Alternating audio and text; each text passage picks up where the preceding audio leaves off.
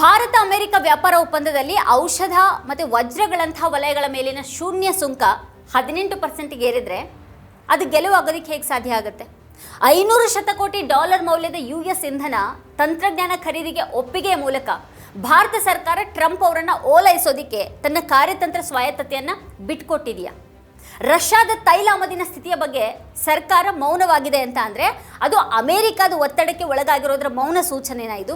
ಅಮೆರಿಕದ ಪಶು ಆಹಾರ ಮತ್ತು ಸಂಸ್ಕರಿಸಿದ ಉತ್ಪನ್ನಗಳಿಗೆ ಬಾಗಿಲನ್ನು ತೆರೆದಿದ್ರೆ ನಮ್ಮ ರೈತರಿಗೆ ಇದು ಬೆನ್ನಿನ ಹಿಂದಿನಿಂದ ಕೊಡುವಂಥ ಏಟಲ್ವಾ?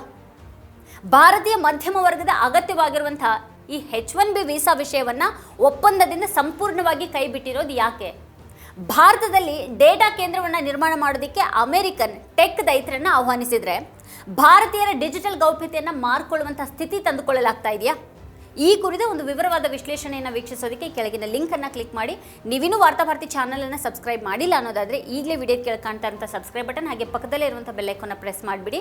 ನಮ್ಮ ವಿಡಿಯೋಗಳನ್ನು ಮಿಸ್ ಮಾಡದೆ ಕೊನೆವರೆಗೂ ನೋಡಿ. ಹಾಗೆ ಅದರ ಕುರಿತಾಗಿ ನಿಮಗೇನು ಅಭಿಪ್ರಾಯಗಳಿದೆ ಅದನ್ನು ವಿಡಿಯೋದ ಕೆಳಗಡೆ ಕಮೆಂಟ್ ಮಾಡಿ. ಹಾಗೆ ನಿಮ್ಗೆ ಇಷ್ಟವಾದಂಥ ವಿಡಿಯೋಗಳ ಲಿಂಕನ್ನು ನೀವೆಲ್ಲ ಬಂಧು ಮಿತ್ರರಿಗೆ ವಾಟ್ಸ್ಆ್ಯಪ್ ಮಾಡಿ. Thank you.